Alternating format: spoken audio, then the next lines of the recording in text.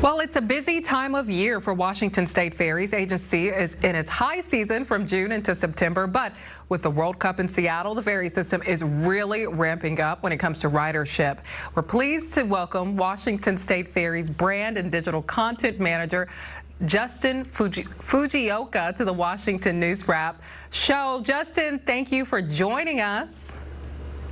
Yeah, good to be here, Sabira. Justin, did I get your last name right?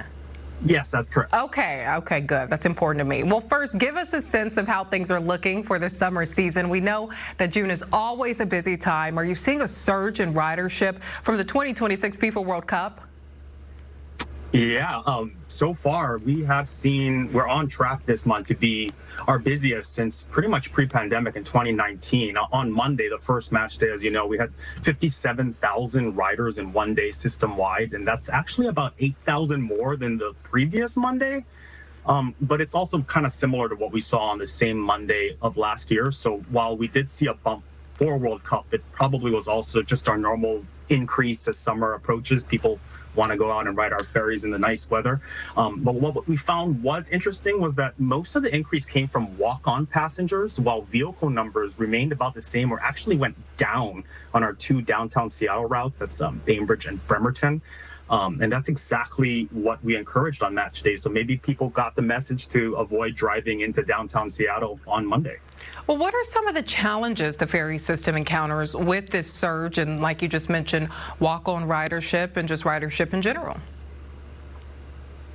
Well, yeah, Monday was a good opportunity for us to kind of get things going. We know Friday is going to be even busier. It's a holiday. Team USA is playing. The Mariners have a home game that evening. Forecast calls for warm, sunny weather, all factors that's going to make Friday even more busy for us than what we saw on the first match day.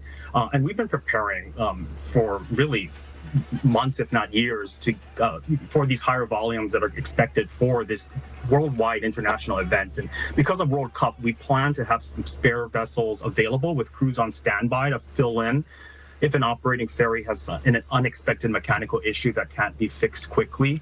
And that's really, again, a testament to the months of planning and preparation by our vessel engineering, maintenance, and engine room teams who have worked incredibly hard to get our fleet ready for this event. And as many of you know, we don't normally have extra boats kind of just ready to go because of the size of our fleet. We usually have at least a few of them out for maintenance or repairs. And on the staffing side, we should mention that we're going to have additional crew members ready to be dispatched, extra customer service employees, traffic control officers at terminals, and of course, enhanced security for the protection of everybody. Well, thank you for explaining that. That was one of my questions is, how specifically have you guys been preparing? And you answered that directly. So I think the next question is, how can riders prepare? What do you want people to know? Maybe the out-of-town visitor who's watching this online or streaming us on Fox Local, what should they know when they take a Washington State ferry? Number one is to plan ahead. Before heading to any of our terminals, we have our Watch.mobile app or our website.